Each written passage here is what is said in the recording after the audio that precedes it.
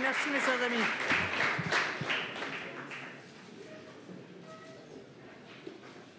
Toute ma vie, j'ai eu la passion du peuple français. Nous sommes français et nous célébrons Jeanne d'Arc ou Robespierre, les madones des églises ou les soldats de l'an 2, les hussards de la République et le peuple de l'ombre de la Résistance. À tous ces symboles, à toutes ces figures de la France, j'assimile le peuple français. Il les contient tous et toutes procèdent de lui et il est à la fois plus et mieux que toutes les figures dans lesquelles on voudrait le faire tenir. J'ai appris des livres ou des journaux, je m'informe ou je me distrais devant des écrans et sur les réseaux, mais rien n'a jamais valu pour moi une heure passée avec un Français, avec vous. Ce que vous dites, ce que vous me dites, plus que tous les commentaires, les éditoriaux et les sondages, avec des experts, des sachants et des conseillers, de ceux qui font profession de dire aux autres ce qu'ils doivent penser dans des assemblées et des commissions, j'ai parfois perdu mon temps. Avec ceux du peuple de France, jamais. Ce sont ces femmes pour qui France signifie liberté d'être, de s'habiller, de se comporter. Ces agriculteurs avides de mieux produire et de réconcilier leur entreprise avec le service de la nation. Ce sont ces hommes d'entreprise, de commerce, de marché, inquiets de réconcilier leurs tâches quotidiennes de plus en plus exposées et l'intérêt de la France qui est aussi l'intérêt de leurs enfants et de leurs proches. Ce sont ces enseignants qui veulent coûte que coûte apprendre à leurs élèves que l'histoire de France est grande et que la France n'a pas à se repentir. Et ce sont tous ces agents de l'État, ces élus, maires, ces conseillers municipaux qui ont conscience d'incarner l'une des expressions les plus hautes du bien commun, qui défendent la France contre des mariages arrangés, des fraudes à la protection sociale et qui pour cela sont attaqués, méprisés, traités comme des gêneurs ou des délinquants parce qu'ils veulent défendre la France, parce qu'ils veulent appliquer la loi. Et c'est vous tous qui m'écoutez ce soir, qui êtes le peuple de France, vous qui êtes citoyens français et qui partagez l'essentiel, l'amour de la France. Tous ensemble, avec et parmi tant d'autres, vous êtes la France.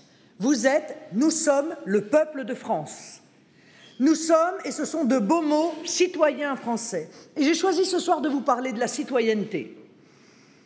C'est un mot sur un passeport. C'est bien plus que cela. Car ce qui nous réunit ici ce soir, car ce qui donne un sens au combat que nous allons conduire pour la France, c'est la citoyenneté.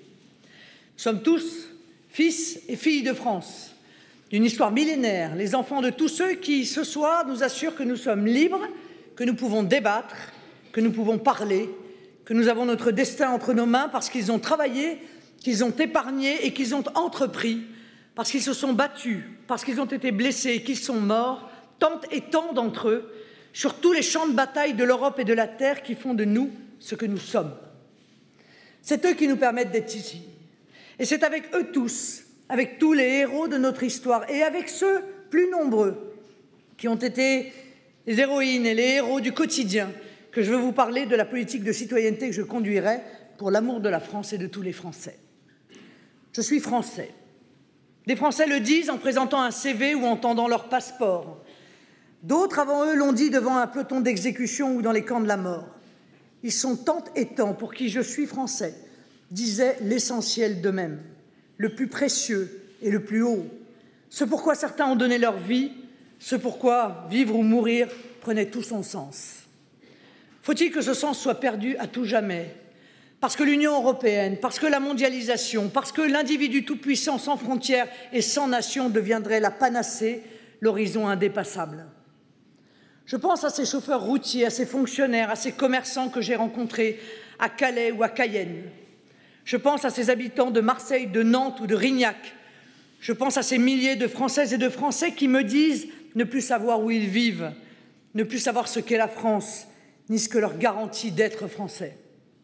Je pense à toutes celles, à tous ceux qui sont forcés de déménager, de quitter un quartier où ils ont vécu parce qu'ils sont oubliés de la République et qu'ils se sentent étrangers chez eux. Et je pense à la situation pire encore, de ceux qui n'ont pas les moyens de déménager et qui doivent supporter sans rien dire le mépris, les provocations et ces incivilités qui font de chaque nuit un cauchemar. Je pense à tous ceux que les politiques économiques désastreuses menées au nom de l'Union européenne ont ruinés, parfois anéantis, alors qu'ils avaient le courage et le désir de travailler dur, alors qu'ils avaient 1000 ambitions en tête. Je les entends me dire qu'ils ont été trahis, qu'ils ont perdu toute confiance, qu'ils ne savent plus qui ils sont dans un pays qui ne sait plus ce qu'il est. Je n'accepte pas qu'être français ne veuille plus rien dire. Trop d'hommes et de femmes ont donné leur vie pour que nous soyons français. Trop de combats, trop de batailles ont été livrés pour que nous puissions nous abandonner sans trahir. Trop de Français ont porté trop haut dans le monde la langue, la culture, le sentiment français pour que nous laissions se perdre les récoltes qu'ils ont semées. Et trop de créateurs, trop d'entrepreneurs, trop de jeunes portent aujourd'hui dans le monde l'énergie, le talent, le projet de la France pour que je laisse les Français en douter. Ce n'est pas rien la France. Ce n'est pas rien d'être citoyen français. C'est grand, c'est fort et c'est engageant. La France ne se résume pas à la French Touch, petite modulation marketing dans la symphonie d'une mondialisation qui uniformise tout. J'observe d'ailleurs que pour des millions d'hommes et de femmes dans le monde qui aspirent à devenir français, être citoyen français veut dire quelque chose. Non seulement ils partagent une idée certaine de la France, mais ils ont sur la liberté, sur le mode de vie, sur la République, sur le génie national, des idées bien précises. Combien de femmes dans le monde aspirent à devenir françaises pour être libres comme les Françaises le sont ou doivent l'être? Comment se fait-il que tant et tant, ailleurs, loin, rêvent de devenir français quand les Français ne savent plus qui ils sont? Que d'autres ont une telle envie de la France quand les Français doutent d'eux-mêmes et de la France. Ce n'est pas bien sûr que les Français ne sont plus français, que la France n'est plus la France, c'est qu'ils n'osent plus se dire. C'est qu'ils ont perdu cette confiance en eux et ce sentiment d'être uniques au monde qui les rendait heureux et fiers de se dire français. J'y vois le résultat effrayant d'une propagande effrénée qui a travaillé à dissoudre les nations dans l'Europe et l'Europe dans le monde. Une propagande qui interdit de parler de frontières avec l'extérieur comme d'identité à l'intérieur. Une propagande qui parle de citoyens européens, mais plus de citoyens français, et qui veut tellement supprimer toutes ces richesses nationales ou culturelles qu'elle défait l'unité de ces nations que l'histoire a construites et qu'elle défait leur utile contribution au monde. Être français, ça n'est pas rien. Je ne vous étonnerai pas beaucoup en vous disant qu'être français, c'est être libre, que cette liberté a été bafouée et que c'est une grande cause que de la reconquérir. Être français, c'est être libre. La première composante de cette liberté est politique, et c'est de choisir son destin. Être français qui considère que la liberté collective de décider de ce qui le concerne relève des Français et seulement d'eux, et qui juge qu'aucun moyen n'est de trop quand cette liberté est en jeu. Les Français font la loi sur leur territoire. Dans ce domaine essentiel qui est le privilège de la citoyenneté, la France a été trahie. Les citoyens français ont été trahis. Et ils l'ont été avec constance par tous les gouvernements qui se sont succédés depuis 50 ans, qui ont laissé l'Union européenne s'accaparer des pans entiers de la souveraineté nationale. Étape après étape, rarement votée directement par le peuple français, une seule fois, à vrai dire, avec le référendum sur le traité de Maastricht, adopté à une très courte majorité, après d'ailleurs une campagne non équitable, souvent imposée, comme en 2008 avec le traité de Lisbonne, copie conforme de la Constitution européenne, magistralement rejetée par le peuple français en 2005, cette dépossession de la souveraineté a privé les Français d'au moins 4 piliers fondamentaux. La liberté économique, la liberté monétaire, la liberté législative et la liberté de décider qui entre et qui sort de leur territoire. Cette liberté a été bafouée.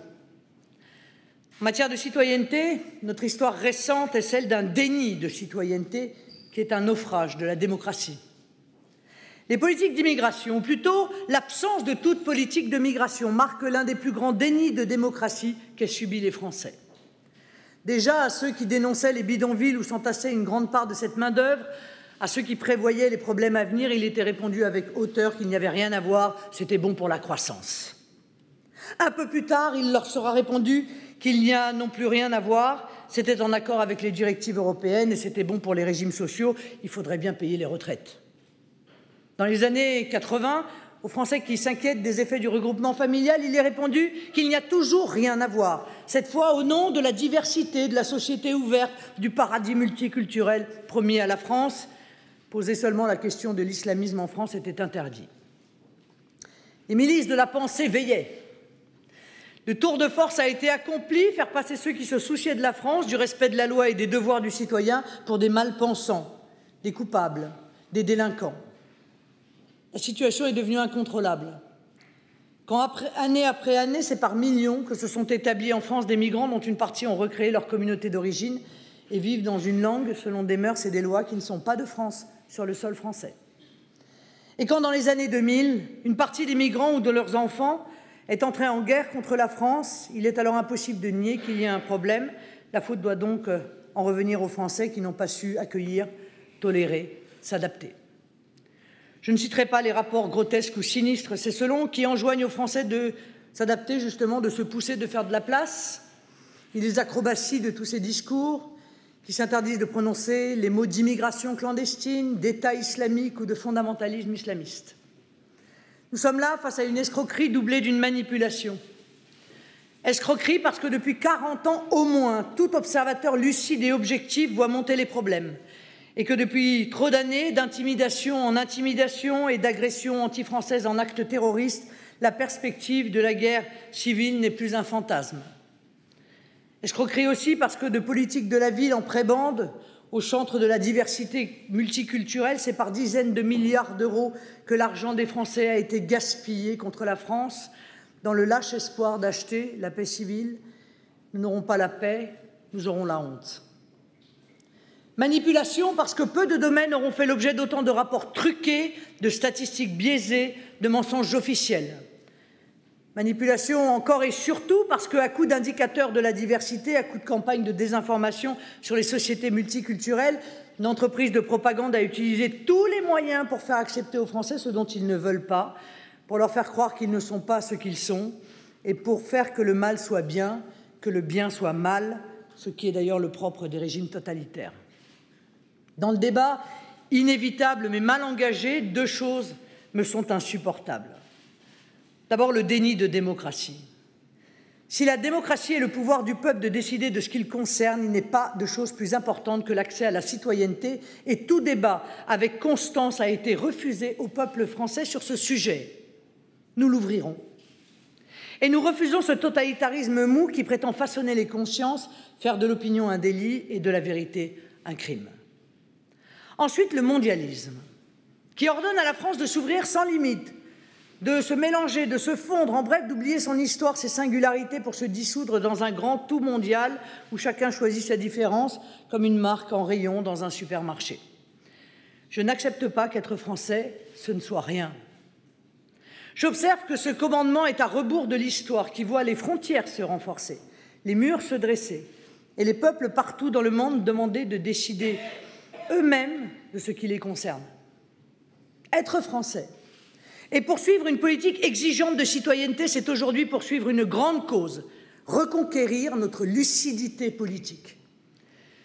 C'est pourquoi il est si important de rendre aux Français cette condition vitale de l'exercice de la citoyenneté qui est la liberté de débattre et donc de savoir et de nommer.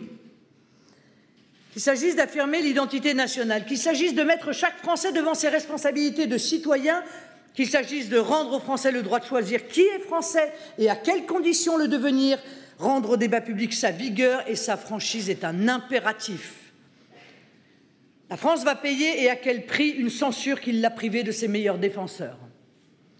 J'ai une ambition pour la France et c'est une ambition de citoyenneté. Je veux que les Français soient fiers d'être Français. Je veux qu'être Français fasse passer dans les regards de ceux que je rencontre du respect, de la considération, du désir même. Et je veux que les Français redécouvrent comme c'est bien, c'est fort, c'est grand d'être un citoyen français.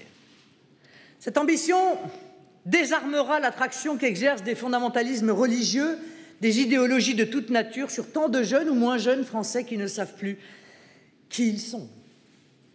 Ils remplissent le vide creusé par l'Union européenne et par l'individualisme radical. Ils ne sont forts que de notre faiblesse. Ils ne séduisent que parce que nous ne savons plus dire combien la France attire, combien elle est désirée, comme c'est une chance d'être Français et d'avoir la France en commun. Cette ambition, c'est d'abord que la citoyenneté française redevienne un patrimoine commun à tous les Français et même leur premier patrimoine. Qu'être Français redevienne un bien commun qui dépasse les origines, les croyances, les appartenances diverses. un bien commun qui dépasse les différences professionnelles, financières, les statuts et les postes. Je veux que ce soit partout dans le monde un honneur, une sécurité et un atout d'être français.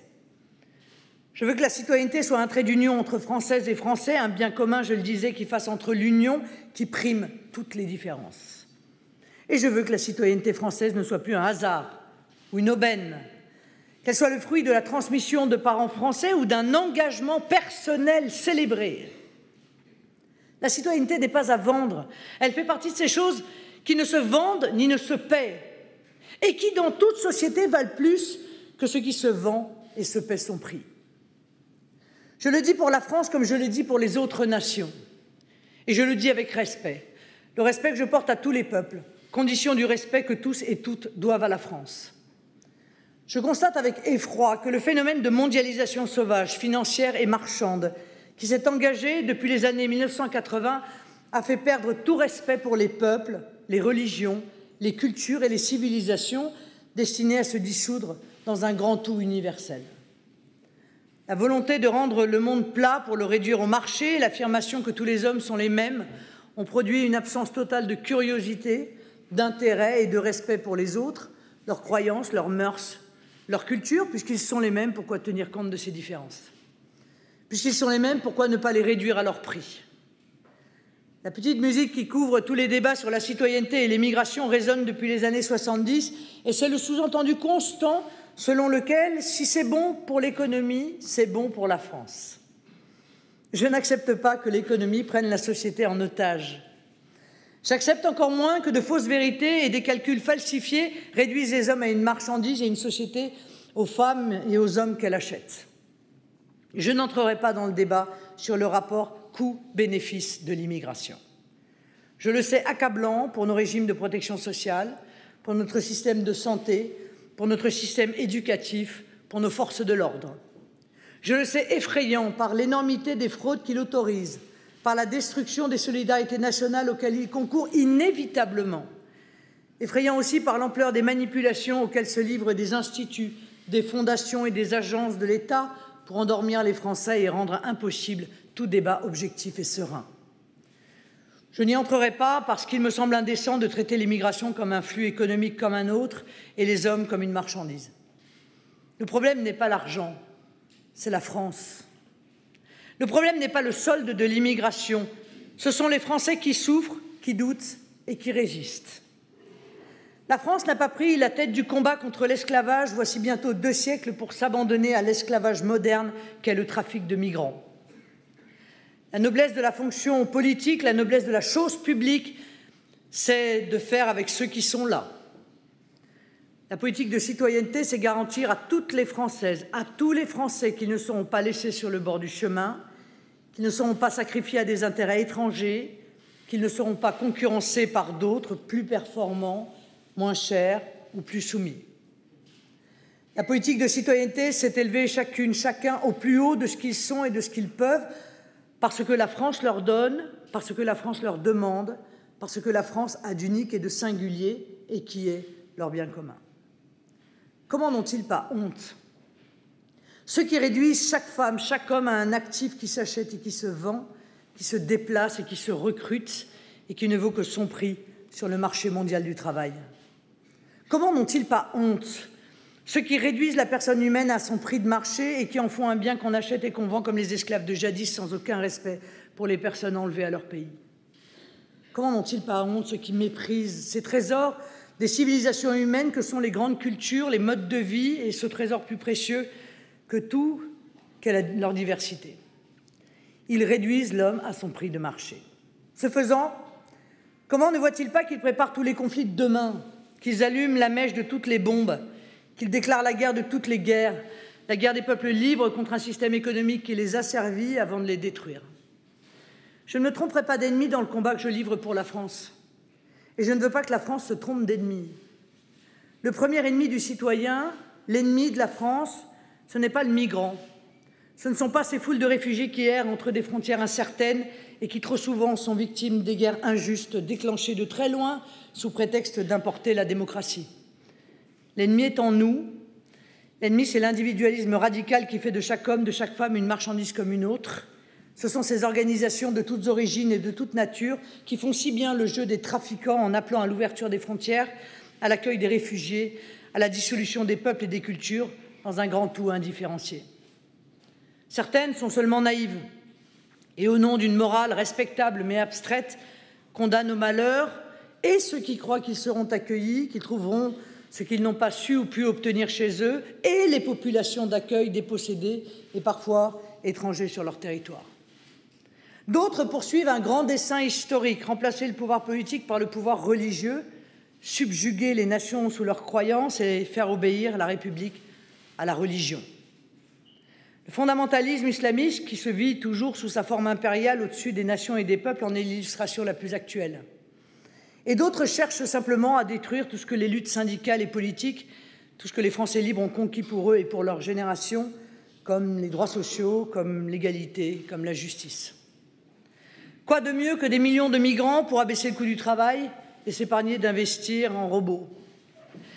Quoi de mieux que des millions de migrants pour réduire le pouvoir de négociation de travailleurs militants, syndiqués, indociles et batailleurs? Quoi de mieux que de jeter sur les routes du monde toutes celles, tous ceux qui peuvent espérer ailleurs un meilleur salaire, un meilleur emploi ou simplement survivre? Quoi de mieux enfin que l'idéal frelaté de la poursuite individuelle du succès sans limite pour en finir avec la République, ce modèle du bien commun qu'est la France pour tous les Français? Tous les Français n'ont pas des Gaulois pour ancêtres, mais tous ont en partage la République et sa devise, le sacrifice des tranchées et de la résistance au nom de la patrie. Tous héritent de cette marque indélébile au cœur de la nation.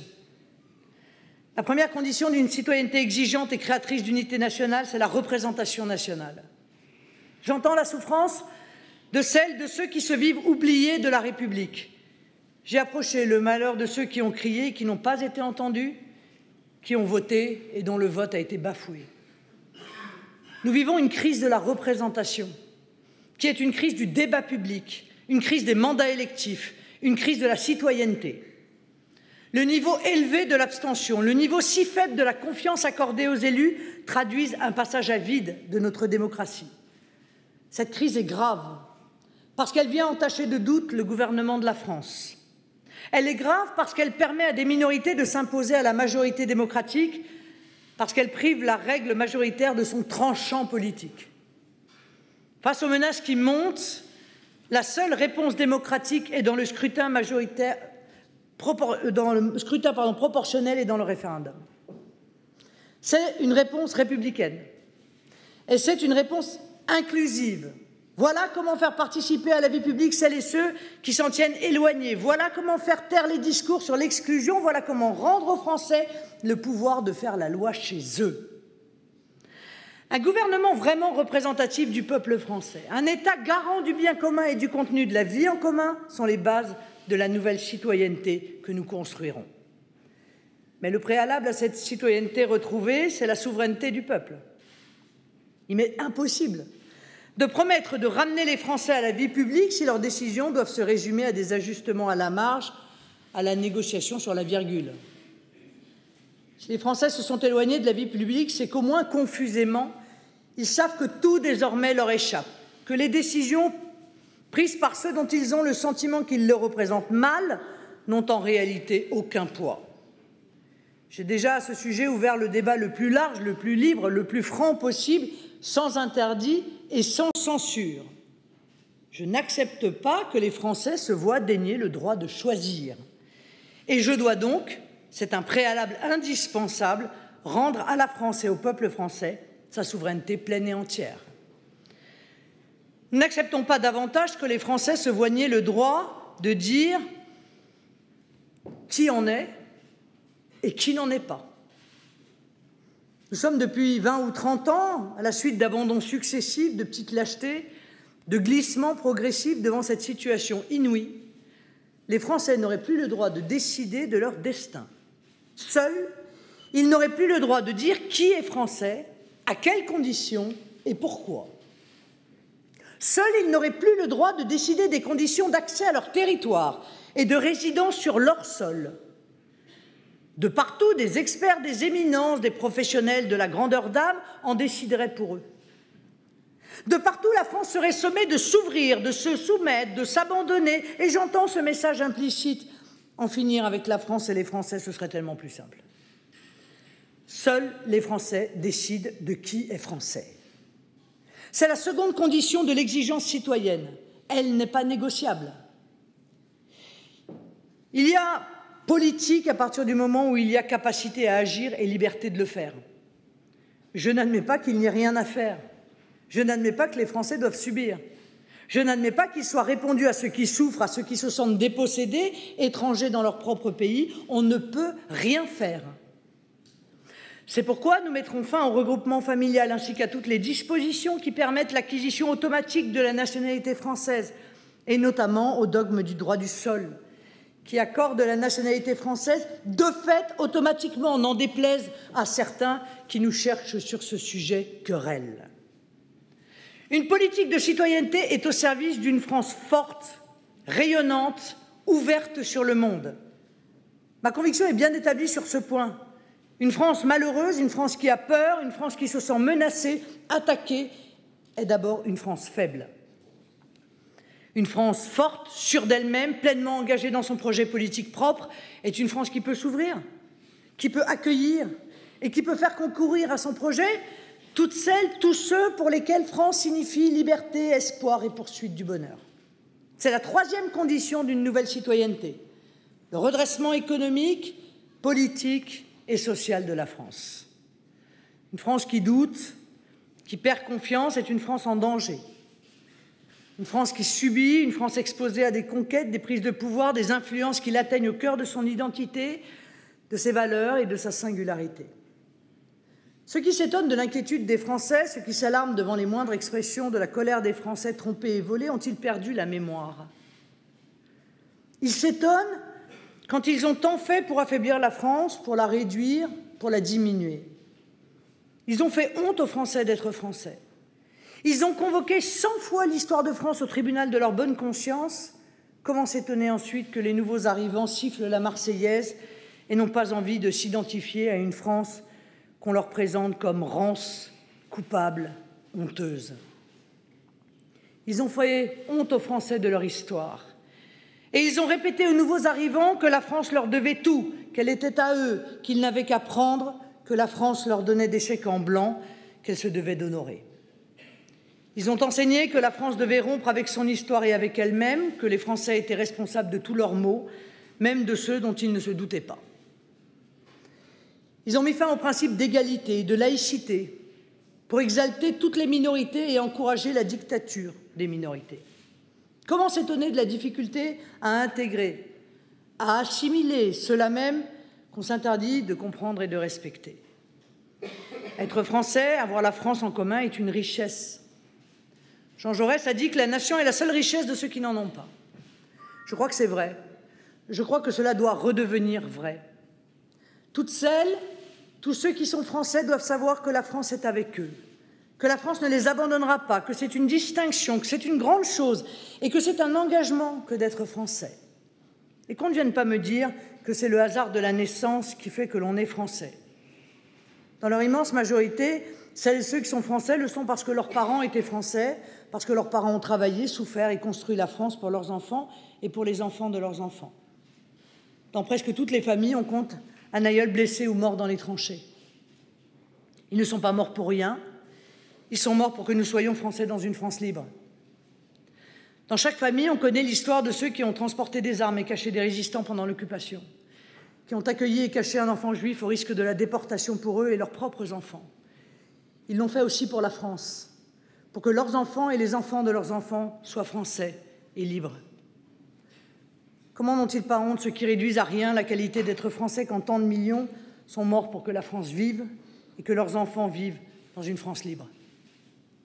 Ils insultent les poilus de 14 comme les résistants des années 40, les militants syndicaux de 36 comme tous ceux qui aujourd'hui encore font reculer le traité transatlantique qui réduisait un peu plus notre indépendance. Je le répète, la France n'est pas à vendre. Les Français ne sont pas à vendre. Et j'entends que le respect que j'accorde à toutes les grandes religions, à tous les peuples, à leur culture et à leurs mœurs, ce même respect s'applique à la France, à son histoire, à ses héros et par-dessus tout au peuple français. Le respect mutuel est aussi une clé de la paix et de la liberté politique. Le second ennemi de la citoyenneté procède du premier, et c'est le multiculturalisme. Ce qu'il recouvre sous les proclamations généreuses, c'est une réalité plus sordide. Entre deux individus, seul l'argent fait la différence. Ce qu'annonce l'image d'un monde rendu fade par le marché universel et la finance mondialisée, c'est tout le contraire de l'égalité des citoyens.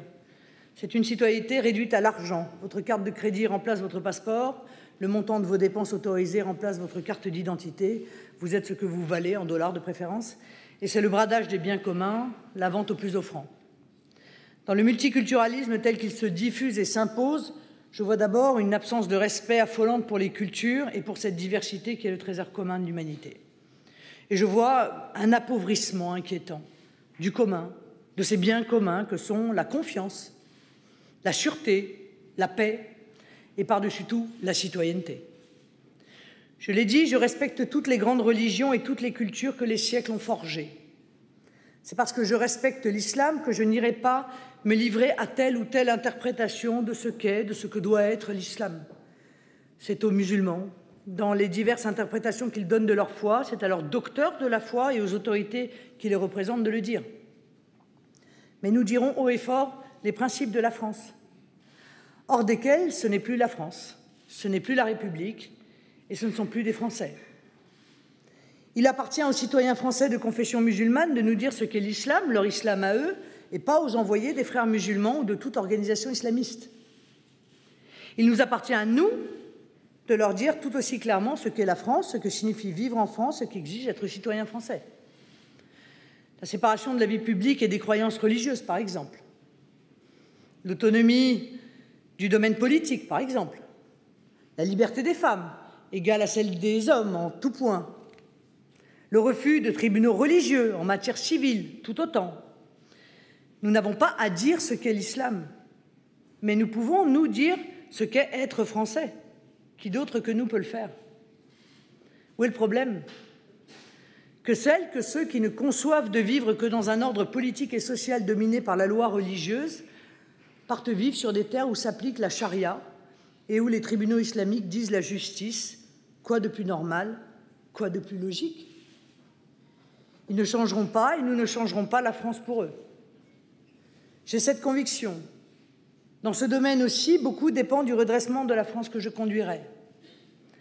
Une citoyenneté renouvelée parce que la France est grande, parce que la France est forte, parce que c'est l'amour de la France qui unit les Français et qui donne un sens à leur vie, parce que l'unité de la France est une richesse irréductible, permettra de dépasser le débat sur l'islam et la République.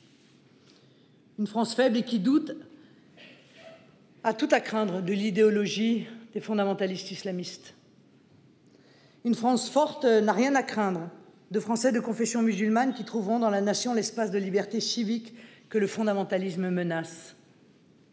Relisons l'histoire et regardons la réalité en face. Entre cléricaux et laïcs, ceux qui allaient à la messe et ceux qui n'y allaient pas, c'est la nation et c'est l'État qui ont fait le lien. Entre la France qui se veut sortie de la religion, qui veut ignorer le fait religieux, et les Français de confession musulmane qui veulent vivre leur foi en France, c'est la nation et c'est l'État qui feront le lien. Et ce sont les épreuves partagées, endurées côte à côte et en commun qui créeront cette unité profonde du corps social, de la patrie, devrais-je dire, dans laquelle chacune et chacun, au-delà de ses croyances et de ses liens, est d'abord et avant tout français. La caricature est facile et les oppositions simplistes. Je ne m'y abandonnerai pas. Depuis 50 ans, nous exagérons les droits illimités de l'individu jusqu'à devenir otage de minorités bruyantes. Entre des croyants, musulmans ou autres, qui veulent plus de liberté personnelle et des citoyens qui veulent plus d'unité dans la société et plus d'autorité dans l'État, le projet d'une citoyenneté renouvelée pour l'amour de la France peut tracer un chemin. Je le souhaite et le gouvernement s'y emploiera. Et il me revient de le dire clairement pour tous ceux qui ne sont pas nés français, devenir français signifie l'acceptation explicite de principes, de règles et de lois qui sont ceux de la France et qui déterminent la citoyenneté française. Le refus de ces règles, pour des raisons religieuses, morales, politiques, est tout à fait respectable quand il signifie le refus de la citoyenneté et de la nationalité française. En revanche, il est condamnable quand des raisons économiques, le confort de la protection sociale ou la volonté de conquête poussent à demander ou à se réclamer d'une citoyenneté et d'une nation que l'on entend détruire de l'intérieur. Qui est français? Le principe est simple. Est français celle ou celui pour qui la France passe avant tout. Comme jadis, la France accueillait généreusement tous ceux qui s'étaient battus pour elle et devenaient français par le sang versé, la France accueille tous ceux qui viennent à elle par amour de la France. Est français qui place la France au-dessus de tout autre attachement public, qu'il soit religieux, politique, idéologique ou régionaliste. Est français qui sait à tout moment, quelle que soit la violence des débats ou des affrontements avec d'autres Français, que ce qui l'oppose à ses adversaires est bien moins que ce qui l'unit à eux. Est français qui reconnaît que la loi de la République est la seule loi qui s'applique sur le territoire et que cette loi unique et commune est la condition de la liberté de toutes et de tous. Aucune loi, aucune règle, de nature religieuse notamment, n'est tolérable, en particulier dans le domaine civil, relations matrimoniales, violences conjugales, garde des enfants, liberté religieuse, etc. Ceux qui entendent qu'une loi religieuse ait la primauté sur la loi de la République dans n'importe quel domaine se mettent hors de la République et de la France. C'est vrai de la charia, comme c'est vrai de tout autre code alimentaire, vestimentaire ou moral qui prétendrait régir le comportement des Françaises et des Français par référence à une loi religieuse et à des interdits d'origine religieuse ou idéologique. Et pour le dire très directement, c'est l'amour de la France qui distingue les Français et c'est le fait que la France soit à chacune, à chacun plus qu'une patrie, le lieu déterminant de son rapport aux autres et à lui-même. Ce principe s'accompagne d'un second. C'est aux Françaises et aux Français de dire qui est français. Cet attribut de la souveraineté nationale figure dans la Constitution. Il a été trahi. Les Français ne décident plus seuls de ce qu'ils sont et de qui ils sont et de qui est français. La France a abandonné à des experts et à des cours étrangères le soin de décider de la nationalité, du droit de résidence, du droit à l'ouverture du droit. Le droit d'accès au territoire et de résidence sur le territoire, le droit d'accès à la nationalité, le droit de citoyenneté et les solidarités nationales qu'il comporte, c'est le peuple français qui en décide à travers le gouvernement qu'il a choisi et que j'aurai désigné, s'ils me font confiance, de m'élire. Le peuple français en décide en toute souveraineté sans que quelconque ingérence puisse intervenir ou soit tolérable. Car il s'agit de notre être même. Car il s'agit de l'intégrité de notre territoire et de la liberté de notre nation. Ces choses-là ne se négocient pas. Elles ne sont pas à déléguer. Et aucun événement extérieur et aucune circonstance qui ne soit pas le choix des Français ne peut les faire changer. Il vaut la peine d'y penser. Une France qui ne décide plus des conditions de l'accès à son territoire et de la citoyenneté est une France qui s'efface et qui disparaît. Je ne m'y résigne pas. Ni fermeture des frontières, ni guerre civile. Une France forte, la France de tous les Français ensemble. Ensemble, grâce à une politique renouvelée de citoyenneté, nous continuerons la France. Pour fonder les décisions de la France en matière de citoyenneté, il nous faut savoir et il nous faut comprendre. La censure, vous savez, n'est pas l'ami de la vérité ni du débat démocratique. Ceux qui ont interdit de parler, de nommer et de dire, se rendent-ils compte de ce qu'ils ont produit? Les Français ne croient plus aucun chiffre public concernant l'immigration. Aucun. Les Français ne croient plus aucun chiffre concernant l'assurance maladie, la CMU et l'AME, surtout quand ils mettent les pieds aux urgences des hôpitaux. Les Français ne croient plus aucune donnée concernant l'intégration. Ils constatent les territoires où s'applique de fait la charia, les familles ou les quartiers qui font allégeance à la loi islamique contre la loi de la République.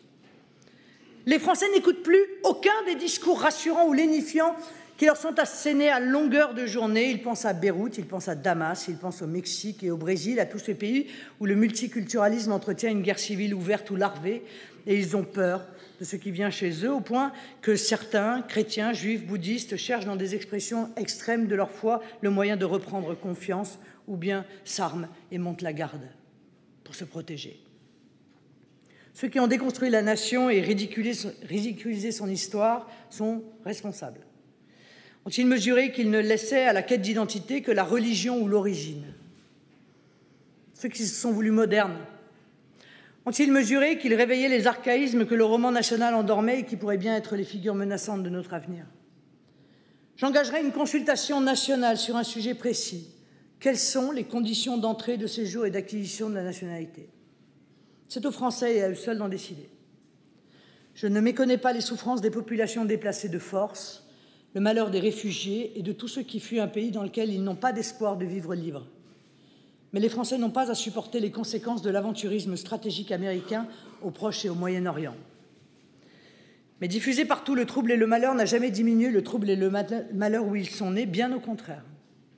Et par-dessus tout, les Français n'ont pas à être victimes d'une conception dévoyée de la solidarité nationale que la confusion des esprits a voulu transformer en solidarité universelle, en ouverture de droits inconditionnels, sans mesurer que toute solidarité qui ne définit pas ses limites se ruine d'elle-même et qu'il n'est pas possible de mutualiser que dans un ensemble fermé, faute de s'exposer à l'aléa moral que les assureurs redoutent. Pour engager cette consultation, il faudra nommer et savoir. De même qu'une politique de citoyenneté demande d'être explicite sur ce que signifie être français, de même, modifier les conditions d'acquisition de la nationalité demande d'en savoir plus sur l'assimilation réelle des personnes venues en France. Cette consultation portera sur la nature, le périmètre et l'accès à nos systèmes de protection sociale et à nos régimes de solidarité, désormais si peu nationaux. La citoyenneté est la base de la solidarité. Les Français sont solidaires.